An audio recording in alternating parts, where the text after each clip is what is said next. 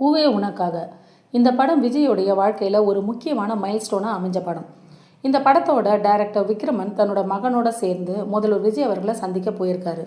இதை பற்றி அவர் ஒரு செய்தியாளர் கழிச்ச பேட்டியில் என்ன சொல்லியிருக்காருன்னா, தான் விஜயை சந்தித்து வாழ்த்து சொல்ல போன போது சிறு தயக்கம் இருந்ததாகவும், ஆனால் அவர்கிட்ட எந்த விதமான செக்கப்பும் நடத்தப்படலைனும், அவர் தங்கிட்ட நடந்துக்கிட்ட விதம் தனக்கு நிகழ்ச்சியை தந்ததாகவும் சொல்லியிருக்காரு. மற்றும் அவர் தன்னோட மகனை ஸ்மார்ட்டாக இருக்கீங்க ப்ரோ அப்படின்னு விஜய் சொன்னதாகவும், என்றைக்குமே நான் உங்களோட விஜய் தான் சார், என்கிட்ட எந்த தயக்கமும் வேணாம், என்ன வேணுமோ கேளுங்கன்னு சொன்னார்னு சொல்லியிருக்காரு. மற்றும் தனக்கு எதுவும் வேணாம்னோ தான் நலிந்த திரைத்துறை சார்ந்த கலைஞர்களுக்கு 50,000 ஏக்கர் அளவிலான சென்னையை தாண்டி இருக்கக்கூடிய செங்கல்பட்டு போன்ற இடத்துல நலிந்த கலைஞர்களுக்கு ஒதுக்கி தருமாறும் தான் அவர்கிட்ட கோரிக்கை விடுத்ததாகவும் சொல்லியிருக்காரு.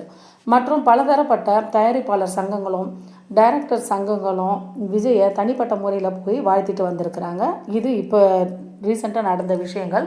அது மட்டும் இல்லாமல் சிபி சத்யராஜ் போன்ற பல பிரபலங்களும் நேராகவே போய் விஜய் அவர்களுக்கு வாழ்த்து தெரிவிச்சுக்கிட்டு வந்துட்டுருக்கிறத பார்க்க முடியுது. நன்றி. இதுபோல் சினி அப்டேட்ஸுகளுக்கும் பொலிட்டிக்கல் அப்டேட்ஸுகளுக்கும் நம்மளுடைய சேனலை சப்ஸ்கிரைப் பண்ணிக்கோங்க. பக்கத்தில் இருக்கக்கூடிய பெல் ஐக்கானை கிளிக் பண்ணிக்கோங்க. தேங்க்யூ.